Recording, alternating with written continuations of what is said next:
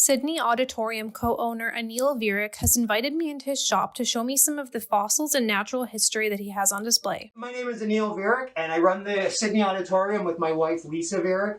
We are lifelong fans of natural history. Ever since we were very small, we loved rocks and fossils, and we've always collected pockets full of rocks everywhere we went. Aneal and his wife Lisa began the Sydney Odditorium about 4 years ago at a flea market table and slowly built up their collection into a shop on Kings Road. I worked with the government working with forestry and wildlife, and this just kind of deepened my appreciation. And then over time, my wife and I decided to follow our true passion, and that was education and natural history. And basically, we always wanted a museum where you could come in and buy all of the stuff in here.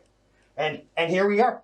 Aneal shows me his prized fossil, which isn't for sale, a 65-million-year-old mosasaur jaw. So this is the one that kicked it all off, and this is the face that launched 1,000 ships, as they say. He and Lisa acquired the fossil from a woman in Maine who they had been purchasing rocks from for a while. She gave them the opportunity to pay the fossil off over time, which allowed them to grow their collection. This is mosasaur, about 65 million years old. It comes from Morocco.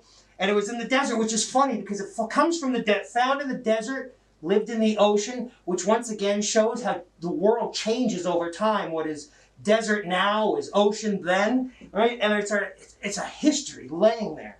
And this has just fascinated us, and this has been able to give hundreds of kids hands-on, literally hands-on touch to history.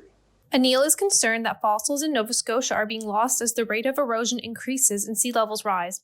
The Special Places Protection Act currently makes it illegal to excavate land in Nova Scotia and remove a heritage object without a heritage research permit.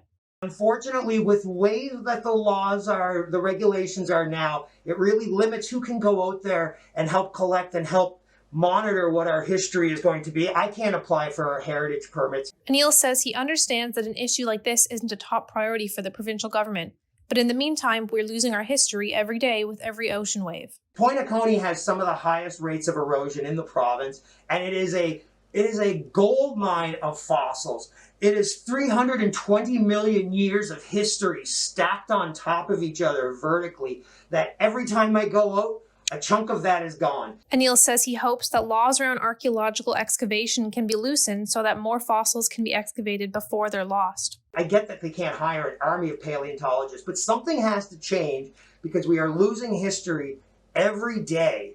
Every day we lose a piece of this history that connects us to our past and all of the rest of the world. In Cape Breton, I'm Jessica Smith for the SaltWire Network.